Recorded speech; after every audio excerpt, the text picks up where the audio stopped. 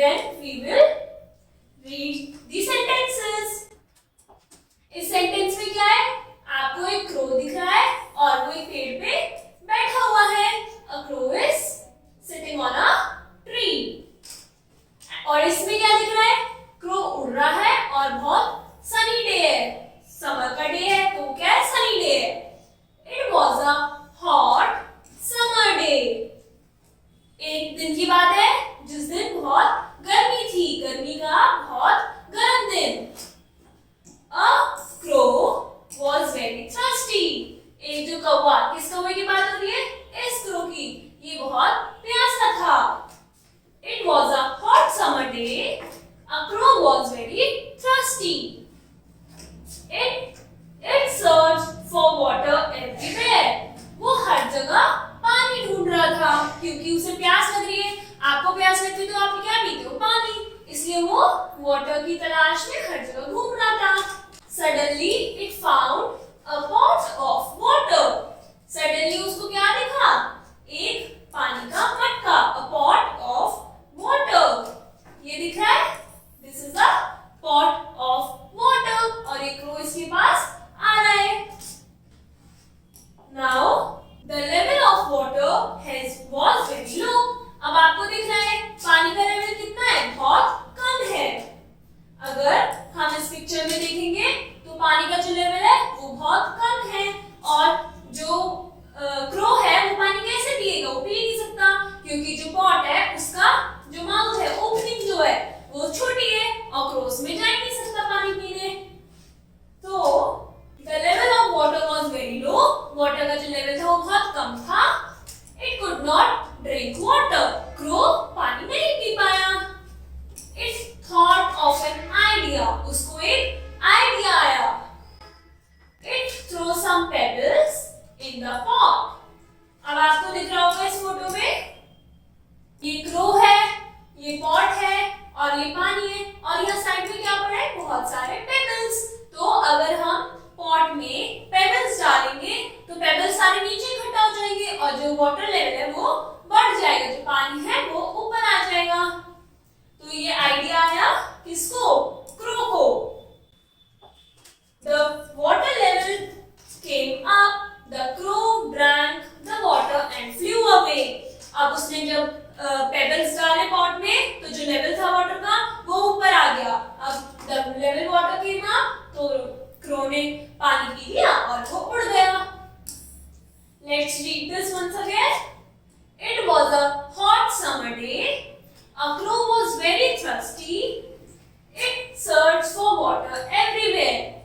Suddenly, it found a pot of water. The level of water was very low. It could not drink it. It thought of an idea. It threw some pebbles in the pot. The water levels come up. The crow drank the water and flew away.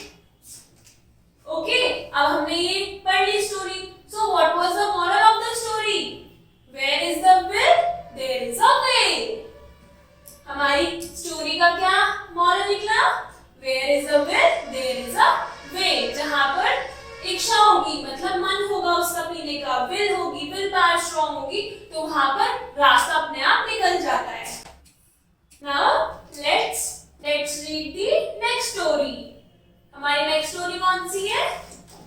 A greedy dog. A greedy dog. Greedy means लालची. लालची dog. अब आपको इसमें दिख रहा है क्या है? एक डॉग है, उसके मुंह में क्या है? एक चपाती है और वो एक ब्रिज के ऊपर से जा रहा है और यहाँ पे क्या है? पानी है. Now let's read the story. Once there was a greedy dog. एक टाइम की बात है, क्या था? एक लालची कुत्ता था. He was crossing the river. वो एक रिवर क्रॉस कर रहा था.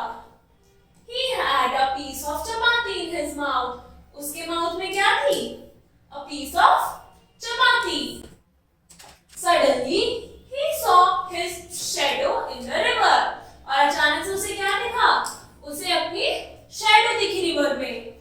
तो अब हम पानी में देखते हैं तो हमें अपनी शैडो दिखती है, परछाई दिखती है. तो वही क्या हुई? वही इस डॉग को